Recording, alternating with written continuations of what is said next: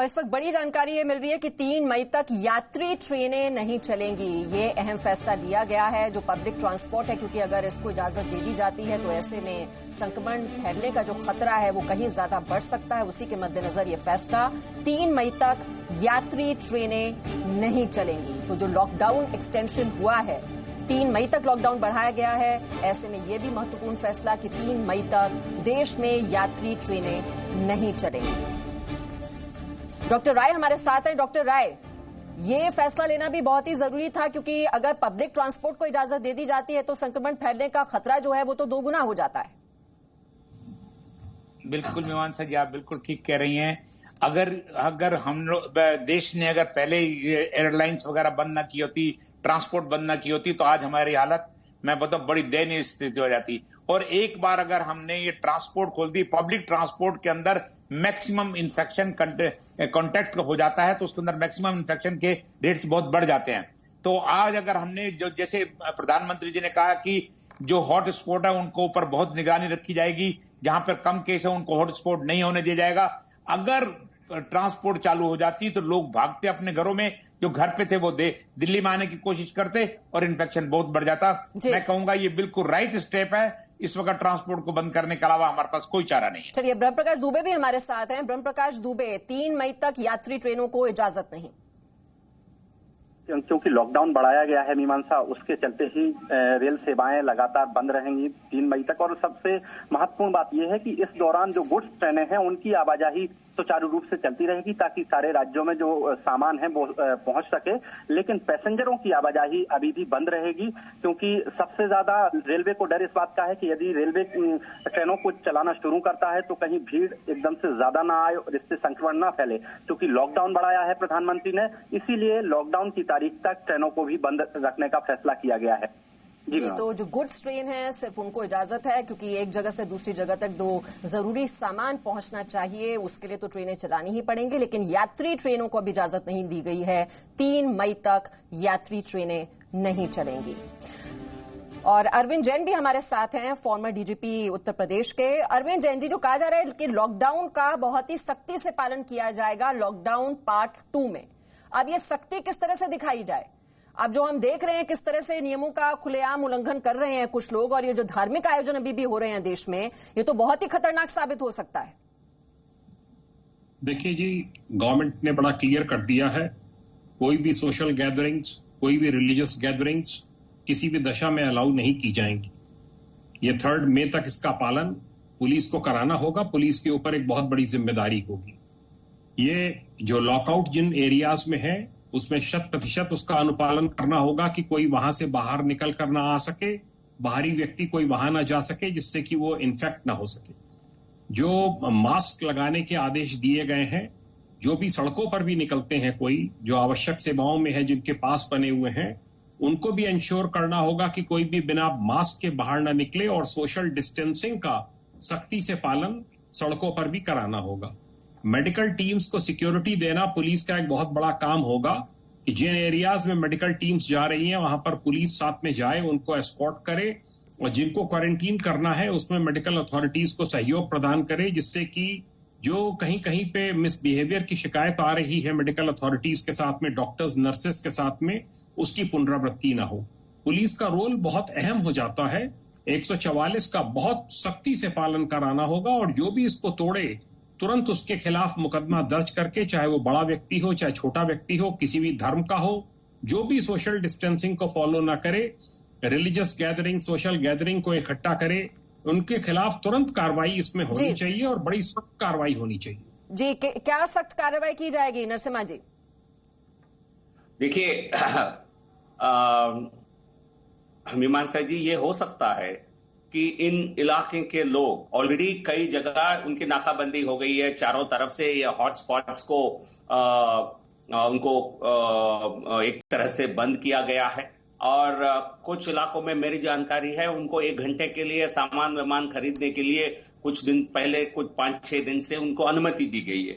हो सकता है वो भी बंद हो जाए, कोई घर से ना निकले।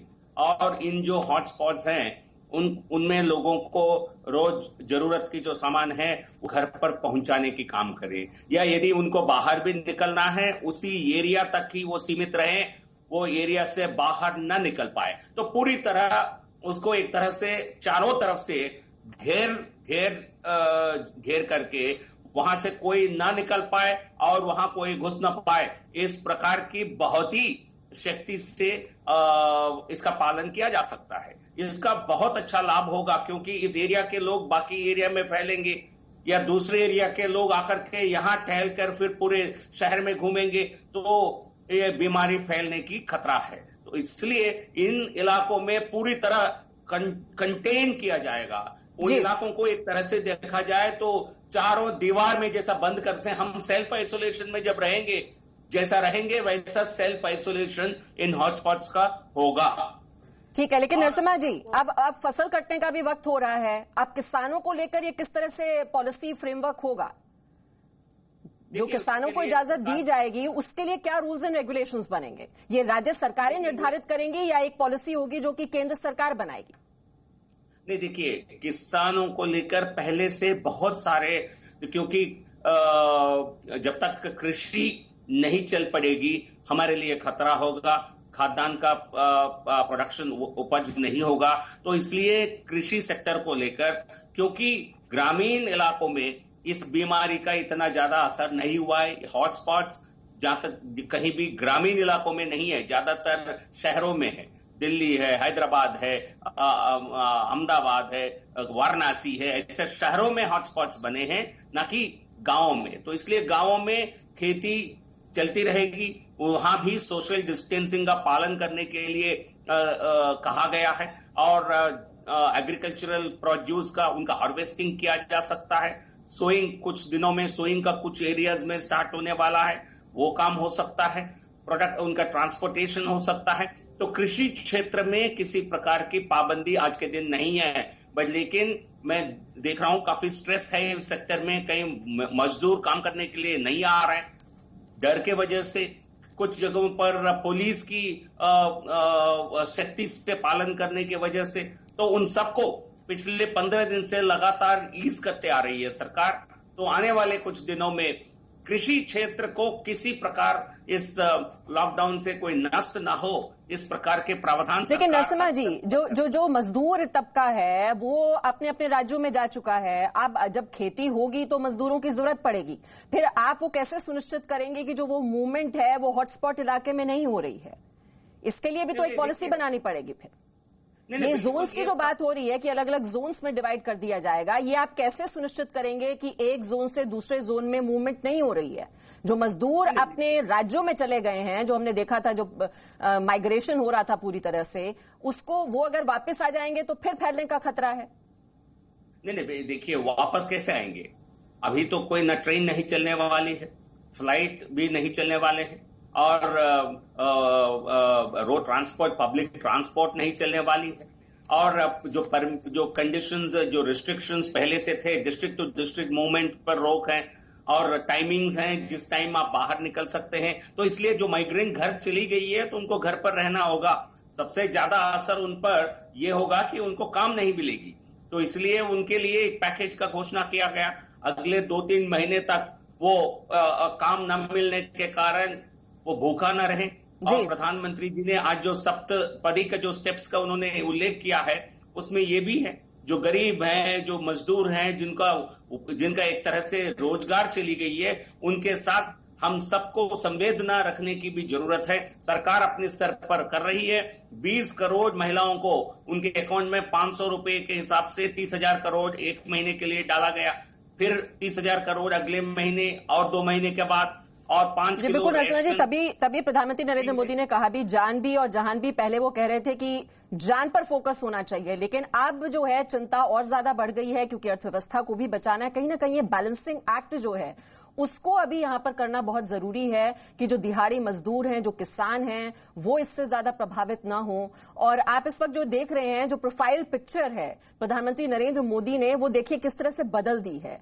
और जो मुख्यमंत्रियों से जो बात हुई थी, आपको याद होगा, उसमें उन्होंने गमछे का इस्तेमाल किया था, क्योंकि यही राय उन्होंने जब वाराणसी में वो बात कर रहे थे तब उन्होंने उन्होंने कहा था कि गमछे का इस्तेमाल जरूर लोग करें, और अभी मुख्यमंत्रियों से जो बात हुई उसमें उसका वो इस्तेमाल करते हैं, और उसके बाद अपनी प्रोफाइल पिक्चर जो है ट्विटर पर वो उन्होंने बदल दी है, और आरोग्य सेतु को डाउनलोड करने की भी वो गुजारिश बार बार कर रहे हैं। वो भी उनका जो पहला ट्वीट है, पिन ट्वीट, उसमें वो नजर आता है।